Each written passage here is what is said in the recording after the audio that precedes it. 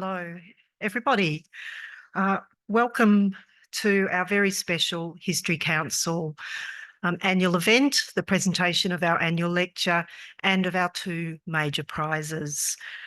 I'm Stephanie Holt. I'm the Executive Officer at the History Council.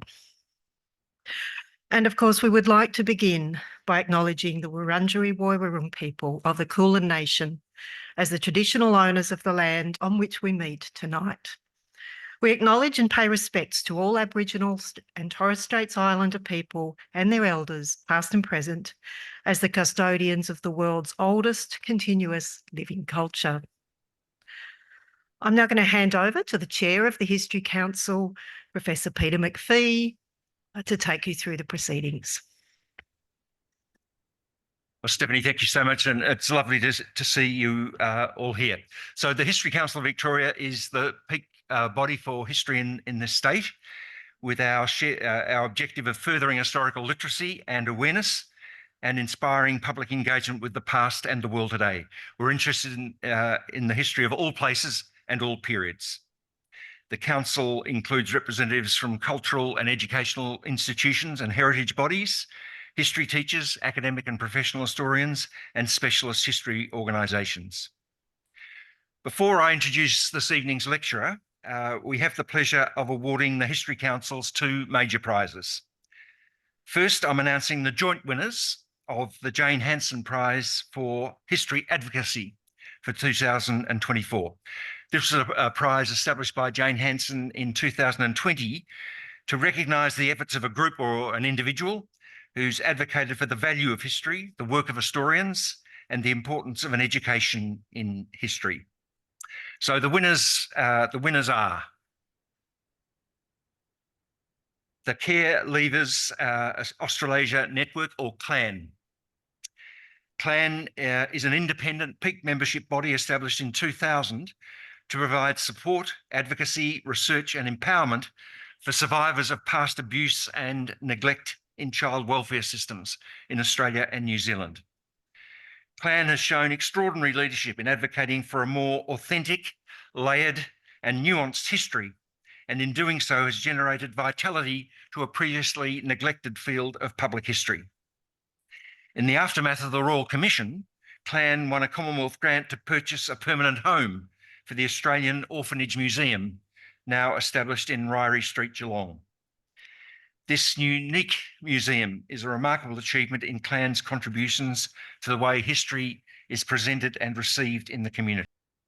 Congratulations, mate. Yeah. Say a few words. Thank you very much, Peter. We're very, very honoured to receive this award. We recognise how important history is. We've been at it for over 20 years, 25 years perhaps. Leonie Sheedy, the CEO and the founder of, or co-founder of CLAN, is with us tonight, and she should really be up here.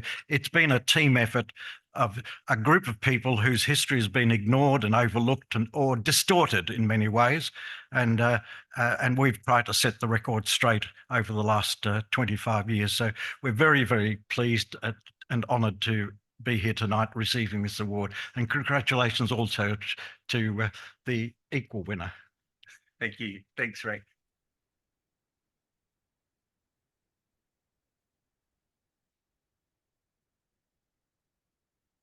So the joint winner of the Jane Hansen Prize is Dr. David Waldron from Federation University in Ballarat.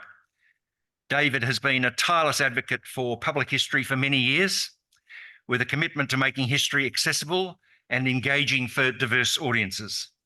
Over the past decade, he's led a dynamic range of projects, community collaborations, and public engagement initiatives in Ballarat and its region.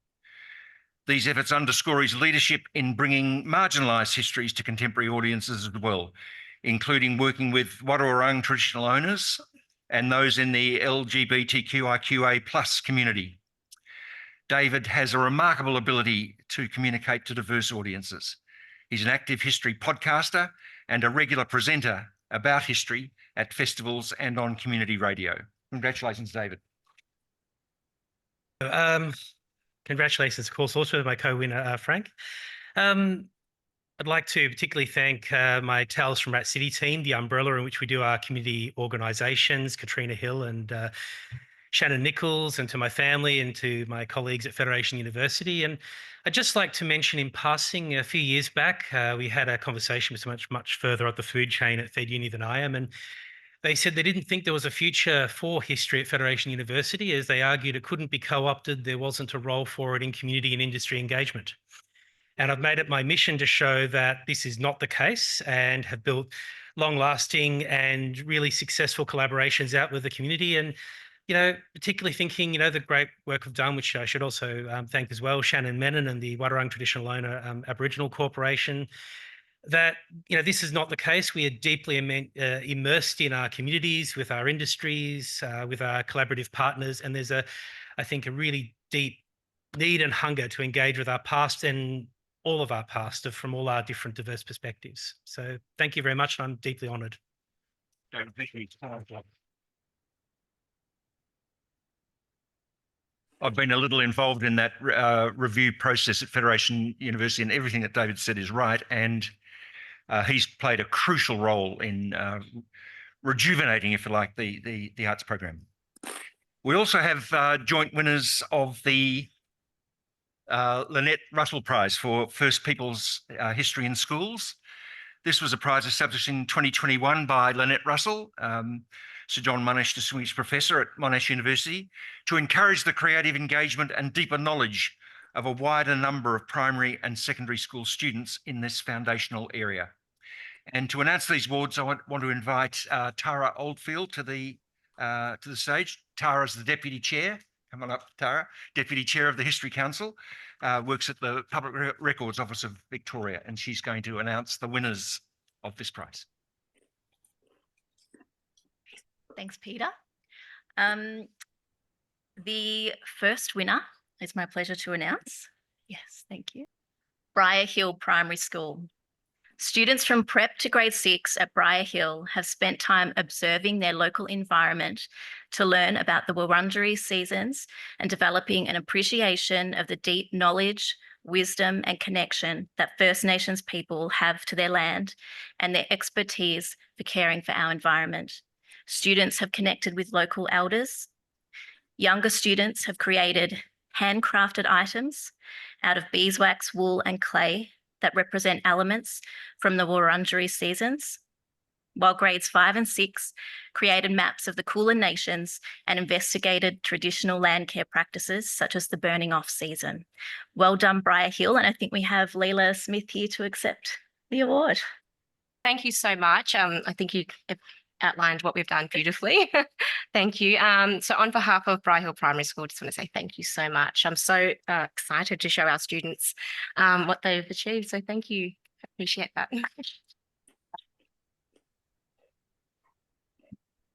And the next winner, Clifton Hill Primary School. Had a few hills.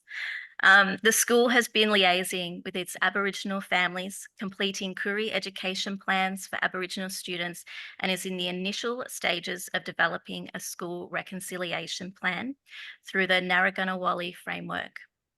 For many years, the school has had a curriculum that teaches First Nations histories. Leadership and staff promote the importance of Aboriginal and Torres Strait Islander peoples and culture throughout every aspect of the education program. Congratulations, Clifton Hill, represented by Kate Denborough. Well done. I'd also like to acknowledge the Wurundjeri people of the Kulin Nation and who are the traditional owners of where we are fortunate to be tonight, and pay my deep respect to their elders, past and present. Thank you very much to the History Council and to Peter and everyone involved. It was an enormous surprise for us. I'm very grateful, and really encourages our community and our parents to keep trying to teach Australian history properly, tell the truth, make sure our children and our grandchildren's children know the value and the strength and the richness of Aboriginal culture, and to keep reminding always was, always will be. So thank you very much for this wonderful award. Thanks, Peter. And I should add that I've been in touch with both Jane Hansen and Lynette Russell and forwarded them the citations.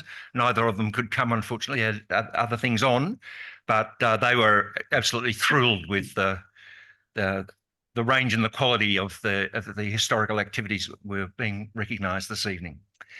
So now to our 21st annual lecture from Professor Katie Holmes.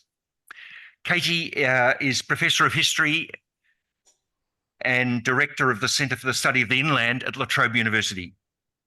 Her work integrates environmental, gender, oral and cultural history, and she has a particular interest in the interplay between individuals, their cultures and their environments. Her books include Spaces in Her Day, Women's Diaries of the 1920s and 1930s, Between the Leaves, Stories of Women, Writing and Gardens, and a number of co-authored books, Reading the Garden, The Settlement of Australia, then Mallee Country, Land, People and History, and recently Failed Ambitions, Kew Cottages and Changing Ideas of Intellectual Disability. Katie is a Fellow of the Academy of Social Sciences of Australia and was very recently the Gough Whitlam and Malcolm Fraser Visiting Chair in Australian Studies at Harvard University in 2023-2024. Her recent research is on the cultures of drought in regional Victoria and water cultures and conflicts in the Murray Darling Basin. And it's from that work that she's delivering this evening's lecture, Drought, Flooding Rains and Futures, Environmental History in the Murray Darling Basin. Please welcome Katie. Very much, Peter, and thank you all for coming out this evening. It's a real honour to be here, and I'm honoured at your attendance as well.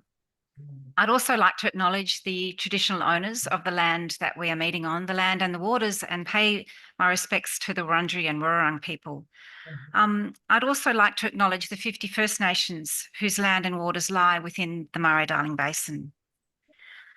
And before I finish on the thanks, my thanks also to Doctors Margaret Cook and Karen Twigg, who have conducted the interviews on which tonight's lecture is based, or that I'm drawing on for tonight's lecture.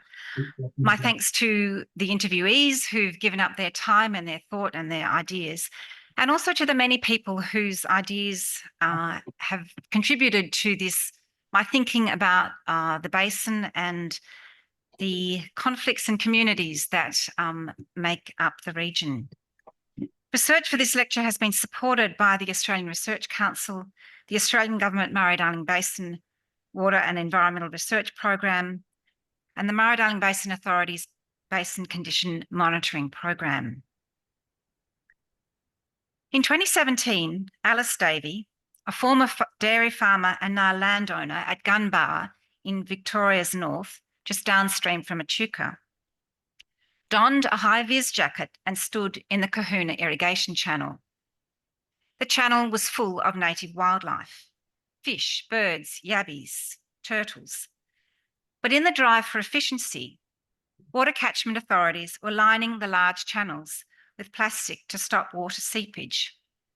Alice recalled, "The whole channel was completely dug out and lined.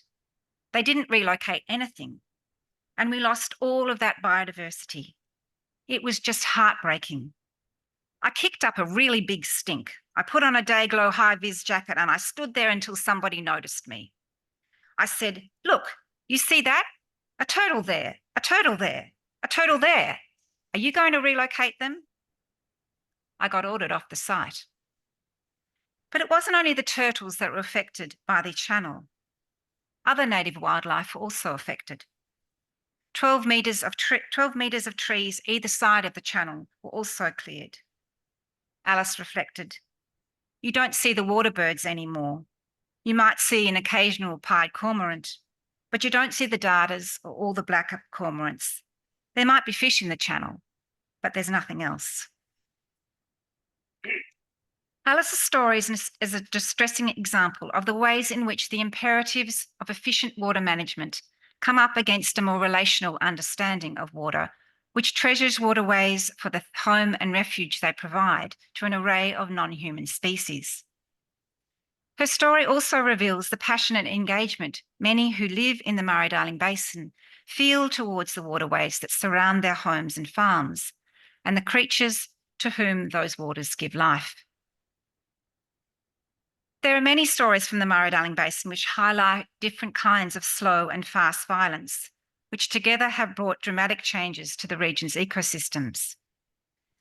But in our current cultural, political, and environmental context, are these the stories we should choose to tell?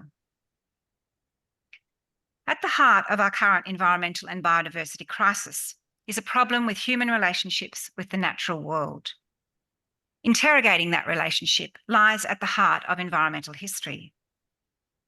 A key development in environmental history and environmental humanities recently has been to the more than human approach, an approach which gives primacy to the diversity of biosocial relationships, a world co-created by animals, plants, fungi, humans, air, water, and more.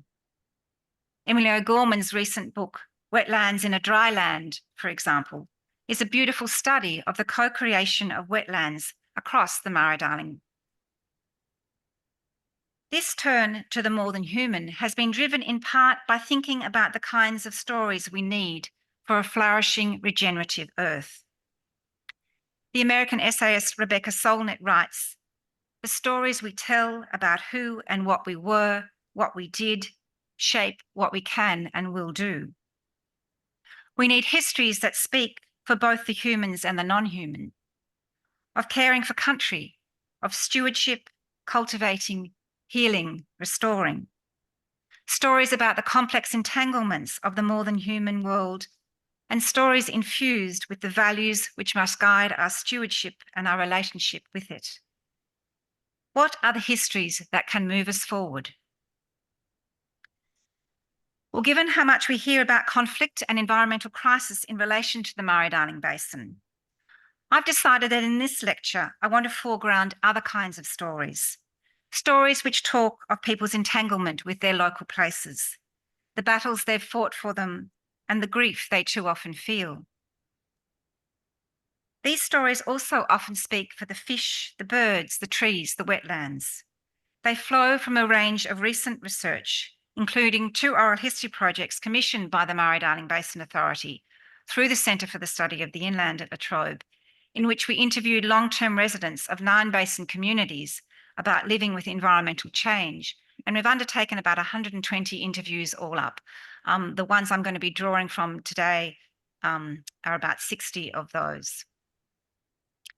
2 other Australian Research Council projects, one on drought in regional Victoria and one on water cultures in the Murray Darling Basin, have also fed into this research and influenced my thinking. To bring together the human and the non-human stories of river communities, I want to introduce you to the 19th century term riverhood, meaning the state of being a river. The idea of riverhood has been picked up by some geographers and political scientists as a way of thinking about environmental justice and rivers and the rights of rivers in the sense of personhood. It's also a way of thinking about the different kinds of relationships that humans, animals, and plants might have with rivers and waterways, in the way that neighbourhood evokes a community of different kinds of relationships. Further than this, riverhood centres communal relationships and possible responses. And this is the way that I'm going to be using the concept in this lecture. Riverhood offers us an alternative to the dominant discourse within the Murray Darling Basin of water as a resource and help shift our focus from conflict to community. But first, where and what is the Murray Darling Basin? Once I've introduced you to it, I'll give a brief overview of key environmental changes before moving on to discuss some of the main stories or the main storylines to emerge from our interviews. If I can just get this to work. There we go. The layers of sediment are ancient in the Murray Darling Basin. Its main rivers are estimated to be 65 million years old.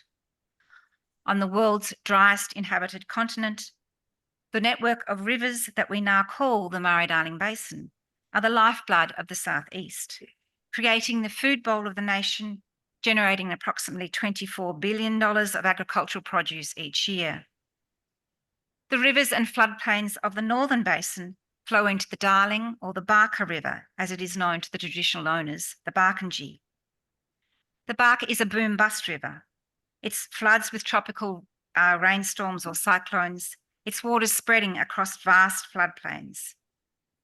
The Murray draws its waters from the mountains of the Great Dividing Range and is more consistent than the Darling, but it too is known for its cycles of droughts and floods. The basin is large, approximately 1 million square kilometres, including most of New South Wales, all of the ACT, much of Victoria, and some of South Australia and Queensland. It's home to about 2.3 million people, including 50 First Nations communities. Most people distinguish between the northern and the southern basin, but even this elides the diverse and complex histories and ecologies across the region. The basin is layered with ancient stories. Aboriginal dreaming stories link First Nations existence and the geography of their lands to the river system and the fish, vegetation and birds that depend upon them. Daniel Flakula, a Waka Waka and Walewan woman from the Macquarie Marshes in New South Wales, tells the creation story of the marshes, which were made from the Barwon River. That's the Barwon in New South Wales, not the Barwon in Victoria. She tells the story. A giant tree was home to a dominant and aggressive wedge-tailed eagle. The Walewan people and some animals started a fire in the tree to get rid of the eagle. They burnt it out and the tree crashed to the ground. The tree fell from the Barwon end, its branches forming the creeks and channels of the marshes, the trunk marking the passage of the Macquarie River through the middle.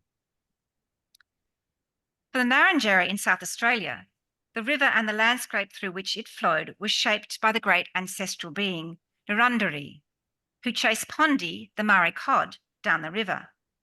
Narundari threw his spear at Pondi many times. Each time it escaped him. As Pondi rushed forward, his twisting and turning created the numerous bends in the Murray River.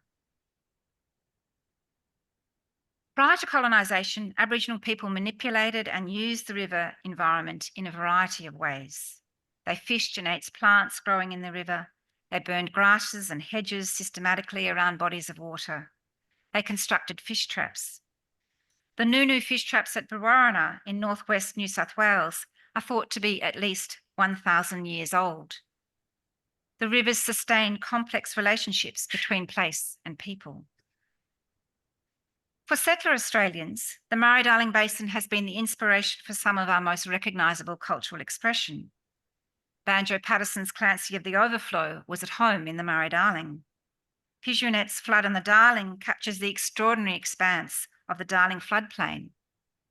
A Breakaway by Tom Roberts depicts the drought-ravaged landscape of southern New South Wales. The rivers carry the names of White Nation building, Lachlan, Macquarie, Darling, the Murray itself, named after a British soldier turned colonial secretary.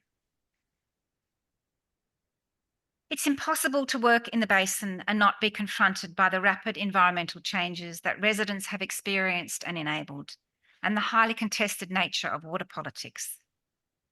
The dominant understanding of water that settlers brought to this country was water as a resource to be used and not wasted. Wasted water was unproductive water. Another view of water that developed in the early 20th century is its role in creating a wonderland of birds and fish and trees, a vulnerable, delicate world that needed protection. These different ways of valuing water still underpin key responses to and conflicts around use of water in the basin. Water has an economic value, it has an environmental value. For First Nations, water is also kin. It is culture and life. So colonisation brought rapid environmental change to the rivers.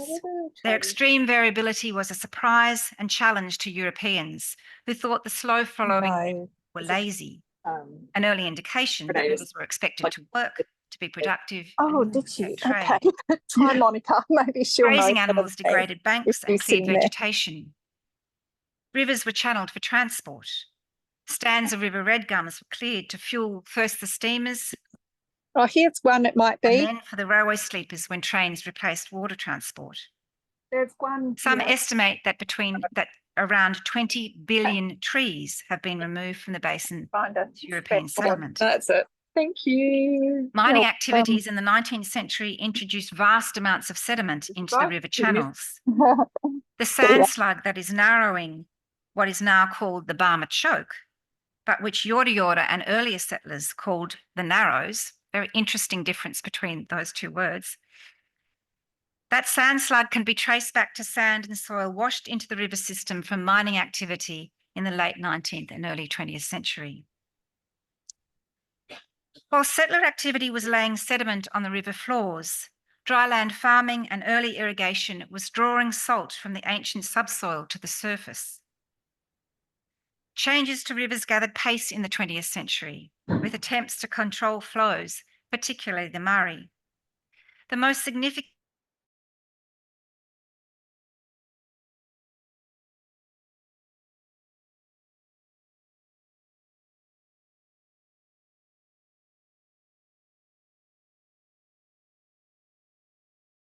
and autumn to better meet the needs of agriculture. Throughout the history of settler engagement with the basin, the problem with water has been framed as one of environmental lack, rather than one of settler demand. And technological solutions have been framed as the answer to settler problems with water scarcity. The system now has 110 major dams, numerous locks, 500 weirs on the main river stems, plus many smaller ones on tributaries, as well as 5 coastal barrages. The net effect of all this hydroengineering has been to transform a river system characterised by highly variable flows into a controlled waterscape. It is also a heavily irrigated landscape, one of the most technologically advanced in the world. The region could not be a food bowl without irrigation. Throughout the 20th century, irrigation was regarded as a nation-building activity, critical to the economic development of the country. The Chaffey Brothers schemes and soldier settlement schemes were to further white settlement of inland Australia and turn the inland fields into an expanse of agricultural production. The growing of rice, fruit, nuts, dairy, all depended and still depends on irrigation. In addition, the addition of cotton to this list came with large state government water subsidies in the Northern Basin and big money from American investors in the relatively wet decades of the 1960s and 70s. The opening of Clifton Dam in 1976 near Narrabri in New South Wales meant that cotton farms began to replace livestock farms, or, as Douglas Allen from Moree explains, they swapped an economy based on grazing to an economy based on water. For nearly the whole of the 20th century, government policy encouraged water use, and the amount of water irrigators could use was unregulated. It was there and theirs for the taking. Sick rivers were the consequence. By the late 1980s and early 1990s, the health of rivers in the Murray Darling Basin was headline news. By 2006, 2007, at the height of the millennium drought, the rivers were in crisis. In some rivers, the annual flows were 40% below previous low records. This wasn't just a result of lack of rainfall, but of increased extraction, death by 1,000 sucks, as ecologist Nick Bond and his co-authors called it. The severity of the drought led what was then the Murray Darling Basin Commission to cut water allocations to irrigators by up to 65%. Farmers still talk about this moment and its devastating impact on their crops and their mental health. 2 other critical developments of the late 20th century would have significant environmental and social impact. The first was the separation of land and water. From 1994, you could own land but sell the water that came with it. This in turn led to the second key development, the growth of a water market where water can be traded to the highest bidder, irrespective of whether they actually own land or use water for agricultural production, very much like shares on a stock market. The influence of neoliberal economics on government water policy is stark. Water, what Roman Krasnik calls a common treasury, became privately owned and subject to neoliberal imperatives of efficiency and economic outcomes. The government began buying water in 2004 and at the height of the Millennium Drought in 2007, formalised this process through the Water Act. The Water Act marked a radical change in government water policy.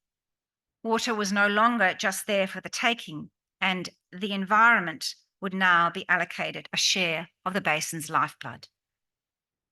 It's really hard to overemphasise the significance of these developments and their material impact on basin communities and the rivers and wetlands. The government buyback of water, buying water back from farmers at a set price and the use of it for environmental purposes, now known as environmental water or e-water, remains highly contentious within the basin. Many argue that when water is scarce, people are more important than trees. Others stress that too often the water is released at the wrong time and in volumes too large for rivers to adequately carry, increasing bank erosion. There's also disagreement between scientists and locals about the timing and duration of forest flooding.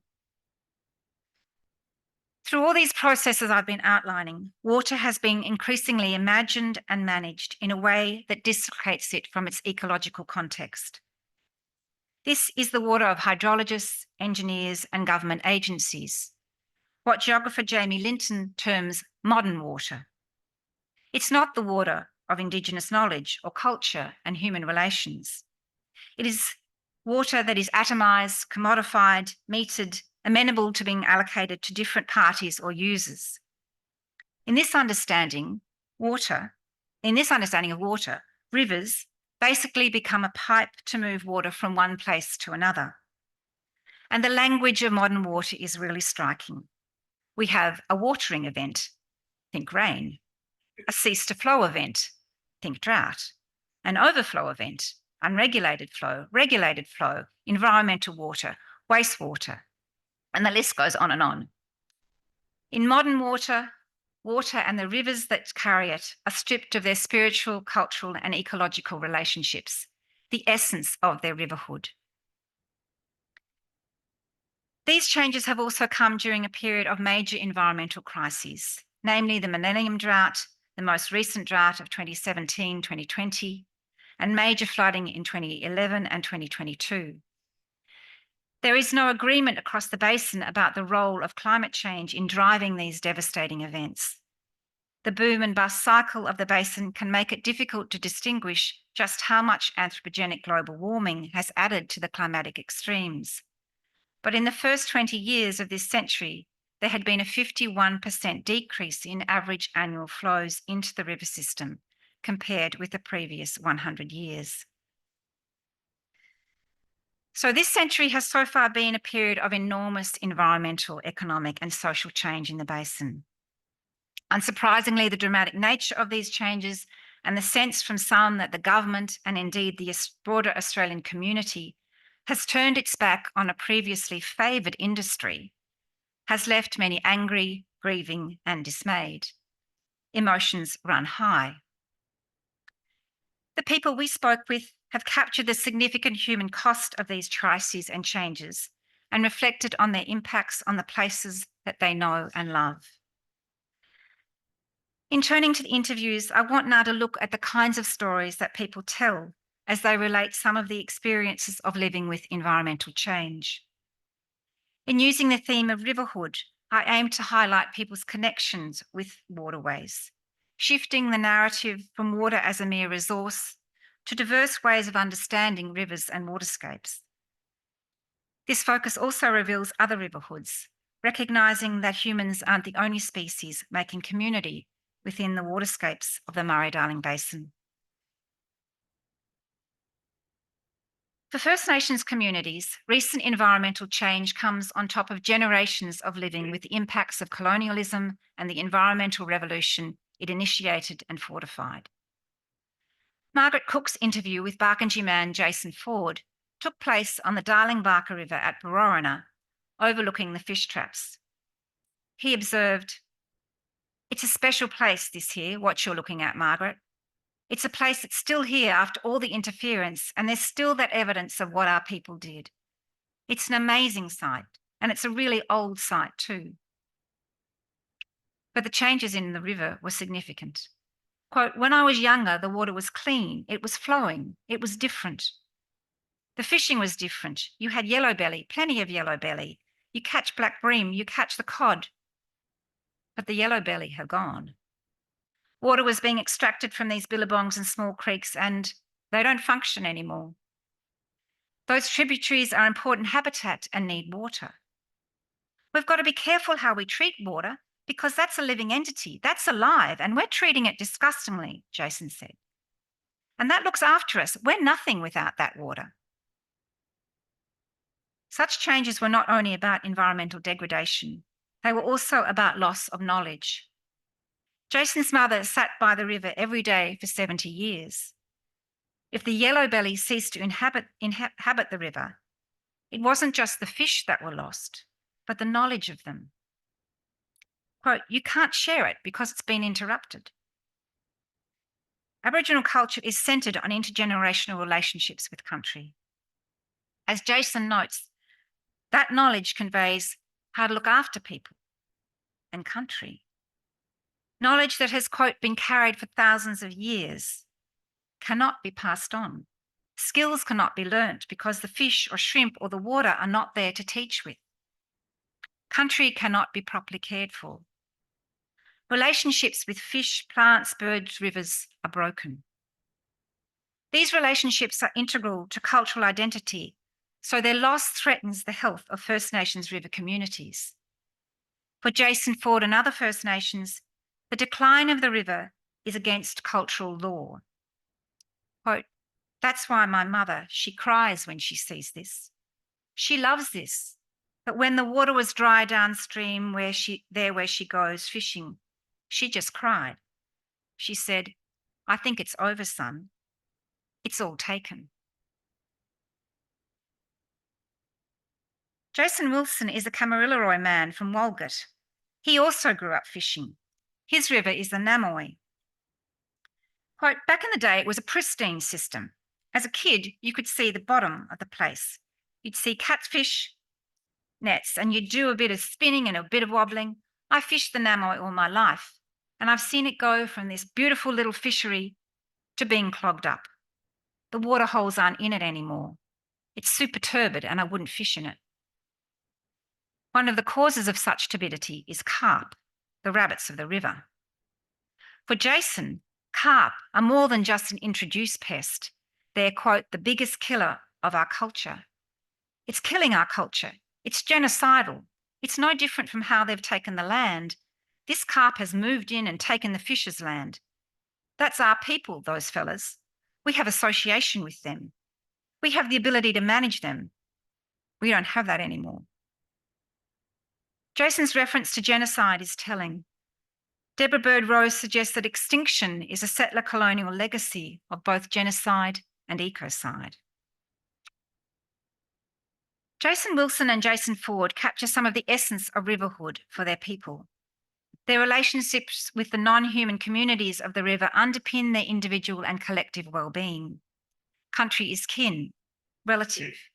Ecological decline and loss alters the relationships they can have with country and breaks knowledge and traditions passed down over thousands of years.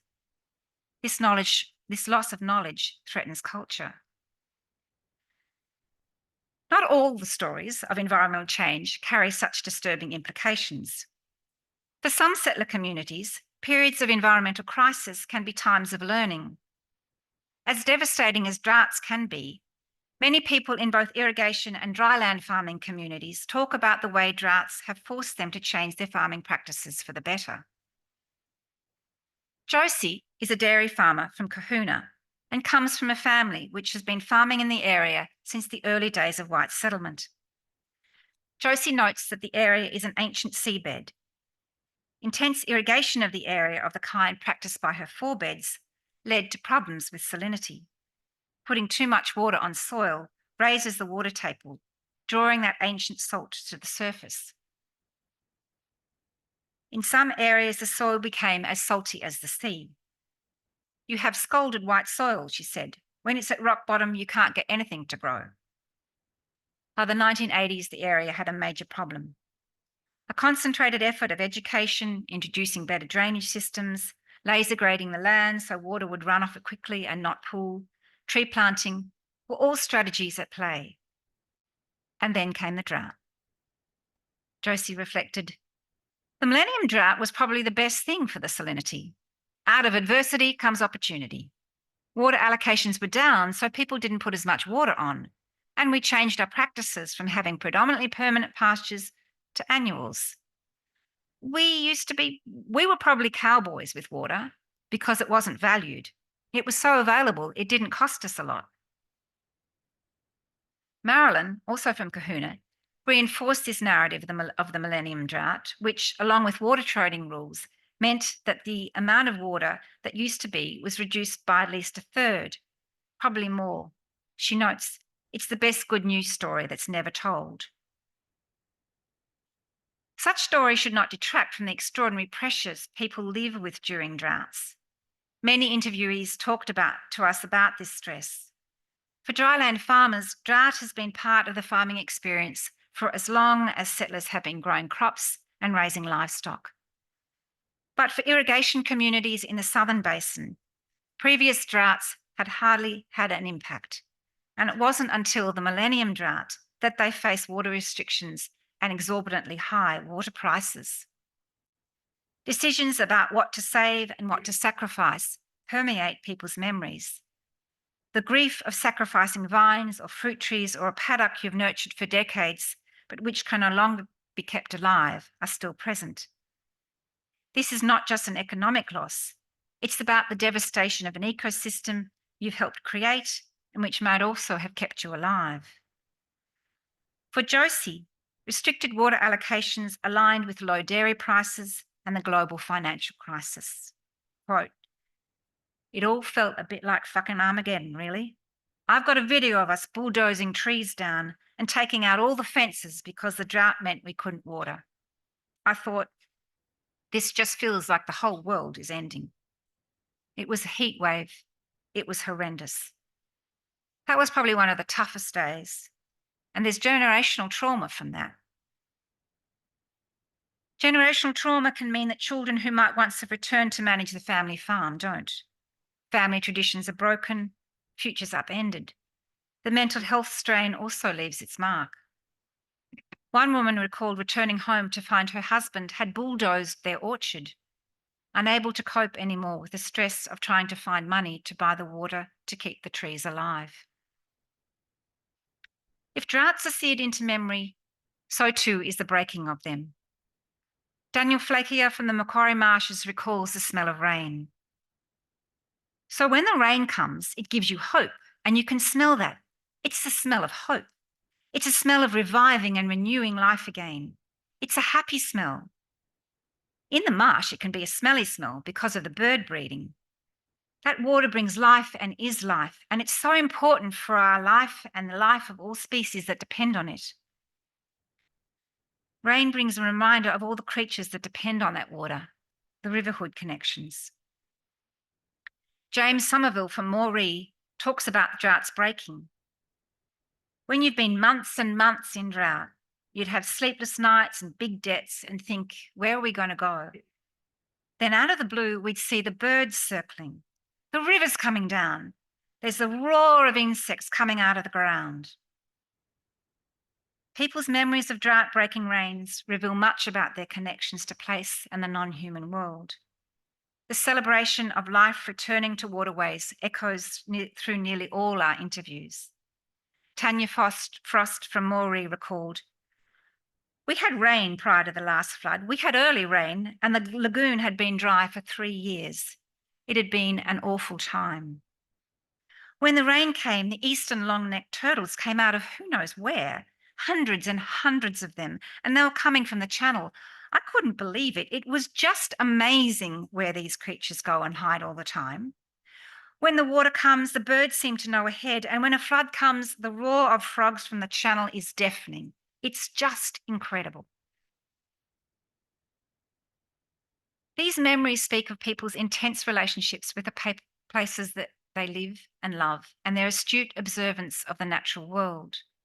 This place-based knowledge is critical. and life-saving, never more so than in times of flood. Josie from Kahuna talked about the importance of knowing which levee would protect them from rising waters and the need to look after it. It was generational knowledge handed down from her father-in-law. Knowledge connects people in place. When people leave, they take that knowledge with them. In the 2022 flood, it was a retired local weir keeper who recognised that the amount of water coming into the river system would overwhelm a badly damaged levee. He raised the alarm. The community responded by building a 19-kilometre long, 3-metre high levee, which saved the town from flooding.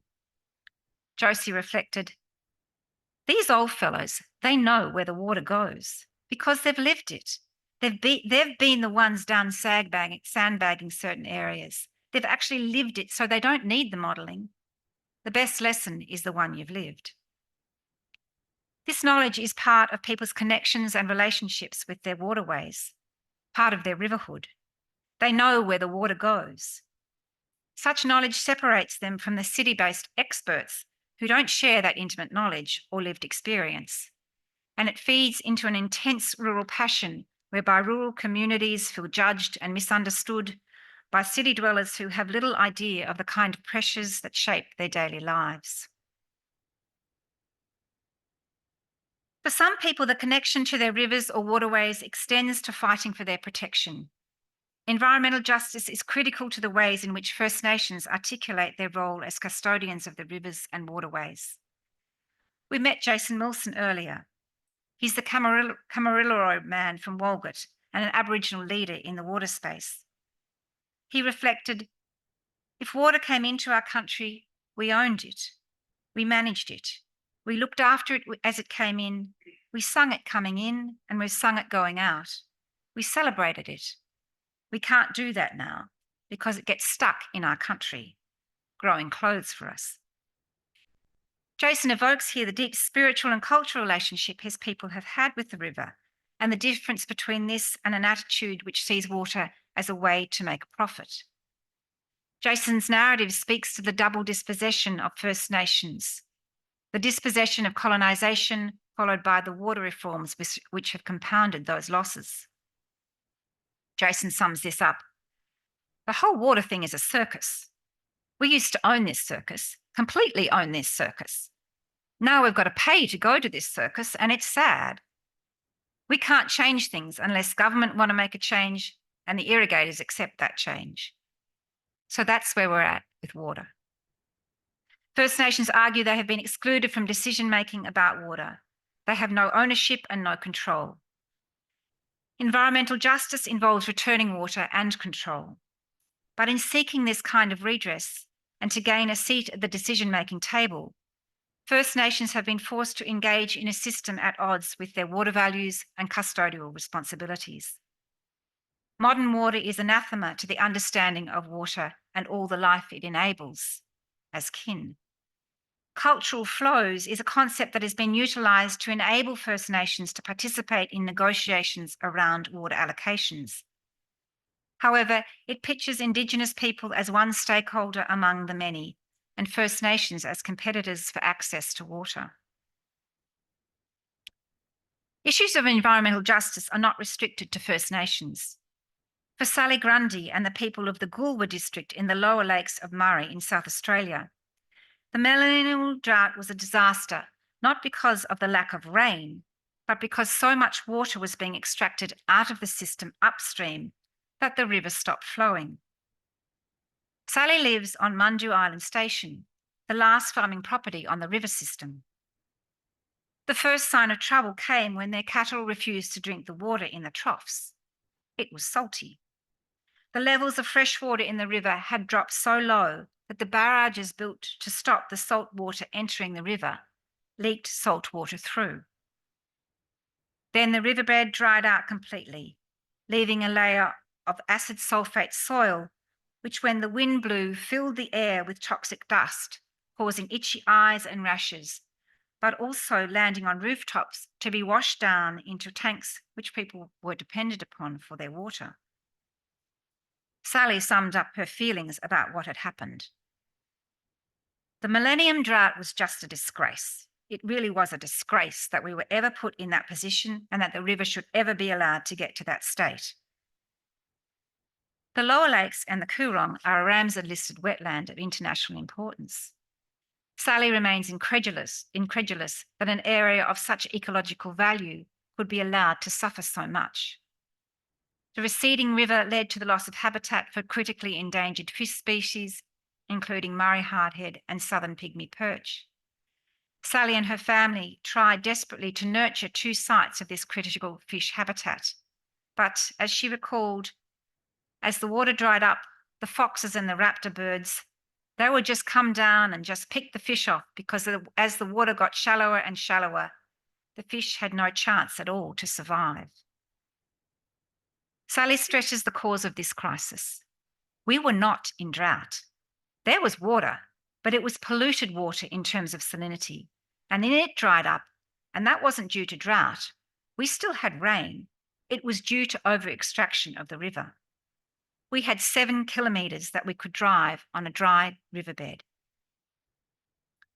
For those living at the end of the Murray River, the question of who gets access to the water is a critical one.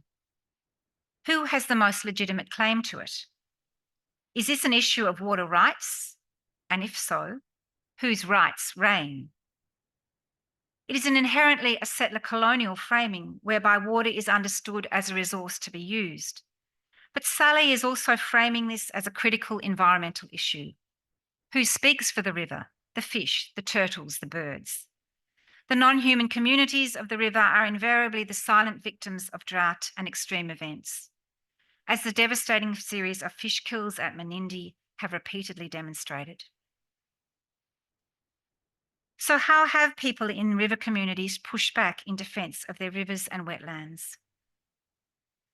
One striking aspect of our interviews has been the number of women who have emerged as leaders in their communities and as a voice for their waterways in the face of environmental crises. Sally Grundy, who I've just been quoting from, was, quote, catapulted into the limelight. She and her husband, quote, both had to lead from the front to try and make people see what was actually happening and get some action happening. She observes that in the midst of it all, it, quote, really made me personally look at the environment in a much more macro fashion. So I was looking for anything I could do to help the environment in this dire situation. You know, rescuing fish, rescuing turtles. She established a turtle rescuing program, teaching her children and the local school kids how to rehydrate them and clean their shells before taking them to a refuge place in Goolwa. Daniel Flakila realised she needed to speak up about the environmental, cultural and social impacts a reduced water flow from allocations was having on the marshes and her people. In order to be able to engage with the Murray Darling Basin Authority and negotiate flows and care of country, she needed to learn their lingo and that of the water management discourse. Quote, I started developing a position based on our cultural connections, but also reflecting on the natural and cultural values and speaking on behalf of nature and the river and challenging all of them, whether they were graziers or irrigators or water managers. It didn't make me popular, but I wasn't there for that. She explained that you need to have a lot of hope and you need to challenge the way things are done and not give up and just say, well, my hands are tied. It's actually no, you need to be that voice and advocate for the river and the waterways and just be presenting evidence. Most basin communities are well aware of the predictions that the basin's climate is becoming drier and more variable. The CSIRO conservatively predicting that by 2050, the Murray Darling Basin may experience a 5% reduction in average annual rainfall, leading to 20% less water in the system. Predictions for more extreme conditions have a 40% reduction of water in the system. Droughts could occur twice as frequently and floods be more extreme. The experience of the last 25 years has provided a foretaste of things to come. Concern for the future is acute. For First Nations interviewees, protecting their river is vital to continuing songlines and storylines, preserving knowledge and culture. realising the essential role that First Nations have in rehabilitating country, both through how they use it and how they care for it, is critical. For Daniel Flakier, people and country are entwined in her future thinking. We're planning for 7 generations down, not just the next ones, and that makes you think about country in a very different way. Also, it's not only about the river, it's all the natural world, the plants, the animals, the birds, everything. Because I do worry about climate change. So we need to have a vision for a base of a sanctuary to help the natural world sustain itself. Her vision is to remove the dams and allow water to flow down naturally, coming back to the marsh from the Barwon, creating a vital and healthy riverhood community. Many interviewees expressed deep concern and regret about how divisive the politics of water had become. The heating, drying climate compounded this sense of distress around the fracturing of communities, with many recognising that working together was critical if people were to continue to get fed and the lungs of Australia were to last forever. But solutions had to be community-driven and most definitely not come from urban elites. Josie points out that private landholders occupy 86% of the North Central catchment management region. She views every irrigation channel as a micro-wetland and imagines engaging the landowners for environmental outcomes. Quote, maybe if they incentivise people to manage our own little hotspots, our own wildlife corridors, our own little wetlands.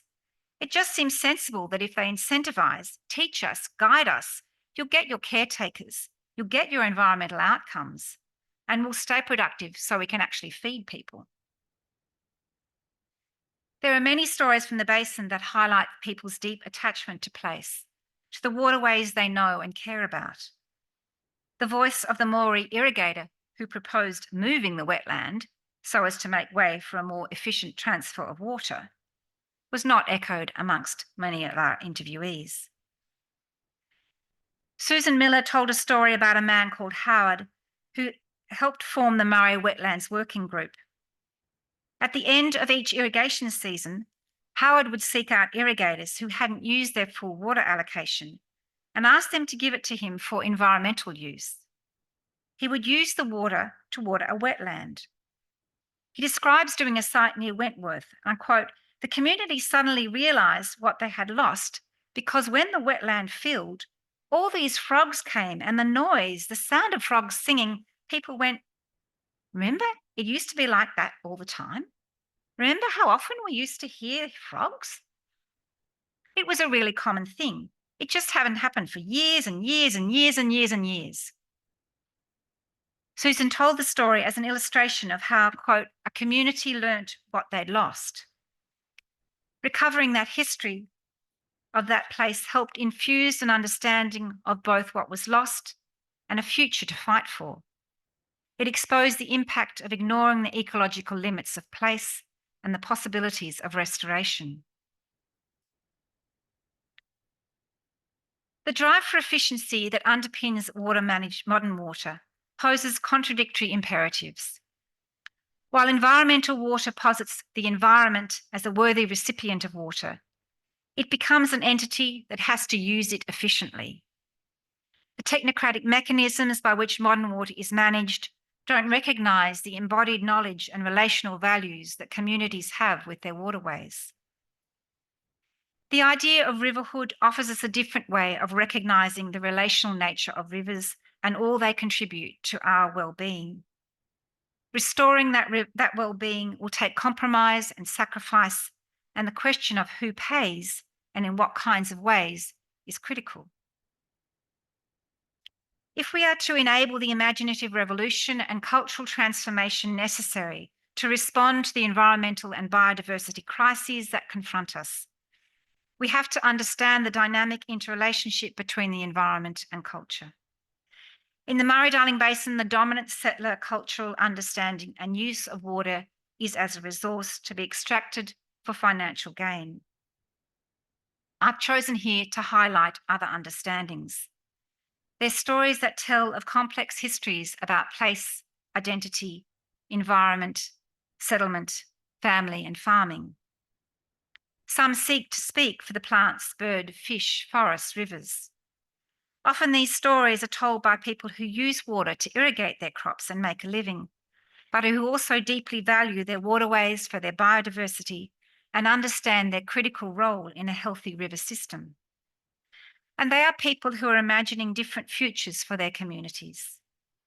We have to imagine the world we want to create. And it is not too late to imagine a basin of healthy waterways and thriving communities. Riverhood stories hold within them values to guide our relationship with the ecological world.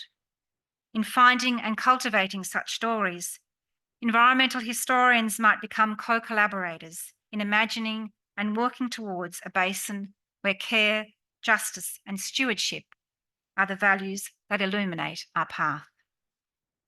Thank you. That was a beautiful and very important lecture, Katie. Thank you so much. We do have a few moments for questions if people have them, or comments. Any takers? Alicia. Katie, there's a mic, I think. Do we need mics?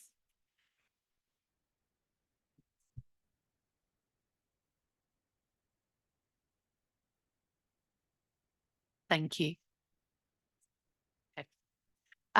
Katie, I was really struck by the way that you commented on the language that you saw, whether it was the contrast between the First Nations people and settler colonial people, or perhaps the people who were living on that river and working, making their lives on the river, compared to, say, more official government language.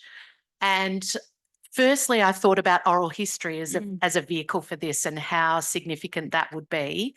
And also about, I wonder if you had a comment really on language and how that impacted what you were seeing in your work. Well, as I suggested, one of the striking things about modern water is the language that it uses. And I guess one of the things that happens when that language becomes dominant, that kind of management language that is about codifying and classifying in ever tinier proportions of language, it kind of denies and elides the other kinds of relationships that I was trying to bring forward. And it has no place for the language of care, for example, or a more creative response. And environmental water, that term, and it's really interesting. When I was in the US, I was talking to the Americans about environmental water, and they were people who were used to the water space, and they were just completely bemused that you could have this thing called environmental water as if all water wasn't in some way environmental. So it sort of speaks to the way in which we've, as I say, codifying water in ever decreasing volumes. But what the oral histories do, as you say, is give us insight into other kinds of language and other kinds of ways of thinking about and valuing place. And they do talk about environmental water. And irrigators do talk about sustainable level of yield, which is another one of them. And that's a very managerial term. And those who farm as irrigators have to be able to speak that language, because they have to be able to engage with the authorities and the water management catchment authorities, because that's their language. But they also have other language, and that's what I was really fascinated to look for and to find, is that there are other ways of talking, and that show the kind of passion, I guess, that people have. And that passion is very much some of what I was trying to capture here. And it's that passion that is also completely stripped from modern water. And that's, I think, where you find the essence of riverhood. Katie, what I find touching and moving in your presentation is the sense of a loss, a breaking of wholeness. And I sense in your interviews with the white settlers, a yearning, inchoate yearning perhaps, for finding that wholeness or building a new wholeness in some sense. Do you see any trace that this emotional reaction is laying the basis for some sort of significant change? Because to restore wholeness, you would have to pass through some way to address the breaking that the new system has brought. Well, I think a lot of people think that the system is broken, that the Murray Darling Basin is at risk, and particularly in the Northern Basin on the Darling, the Darling River, is one of those ones that has really had deaths by 1,000 sucks. And one of the interesting things about the difference between the Northern Basin and the Southern Basin is that the Southern Basin is much more plumbed and much more regulated than the Northern Basin. So people feel that there is something wrong. Many people feel that there is something wrong, and that there's something needs to change in order for there to be a future that they can really look forward to, and that their families can look forward to, and their communities can. So I think that recognition of the breaking that you've picked up there, Chips, I think is a crucial point in the realization that something needs to change. And people talk about the things that need to change, and they talk about over extraction, and they talk about what that does to their precious places. And so in a sense, that's what I was trying to do, was to uncover these, somewhat more muted discourses, these more muted stories, because I think do think that's in finding them and telling them that we have ways of bringing to light and finding the connections between people, finding those passions, and also arguing that as the basin dries, the answer is not to actually give less water to the environment, which is a risk, because as the basin dries and there's less water, the pressure to use what is available to grow food and fibre will intensify. And that at the moment is also kind of where the power lies in the basin. So as the basin dries, if the environment is to be sustained, is to be able to live and thrive and flourish, then we need to magnify and intensify these voices that are recognizing that the healthy waterways bring not just a healthy environment, but they bring healthy people and healthy communities. And those are the stories that I've chosen to highlight, because they're there and because I think they are critical for a flourishing, regenerative world. Thank you so much, Katie. You mentioned that in your interviews, which were wonderful, by the way. It was so good to hear the voices of the people living there. You mentioned that there were a lot of farmers who both use the water and draw on the water to feed people and to grow crops, but at the same time, they have a love of nature and they want to care for it. And I wondered if any of the people you spoke with were also in their intentional efforts to care for nature, collaborating with First Nations people in their area. Yeah, that's a really good question. And can I just, as I answer it, I also wanted to say that I think it's really easy when we don't live in the basin to think about irrigators bad, or, and one of the things I really wanted to do was just say it's so much more complex than that. And it's too easy to pigeonhole people into particular positions. So I think there, in some areas, there are alliances, yes. And in some areas, it's a really good question. In some areas, I think there's still a lot of work that needs to be done. And so, the basin is such a complex space, and the histories of colonization are also very different in the different areas. There are alliances, and I think they're really important ones to work on.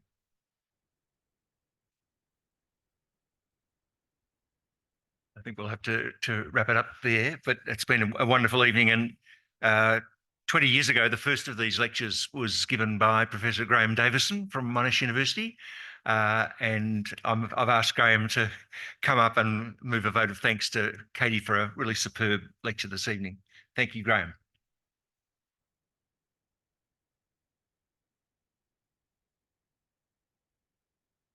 Well, thank you, Peter, for reminding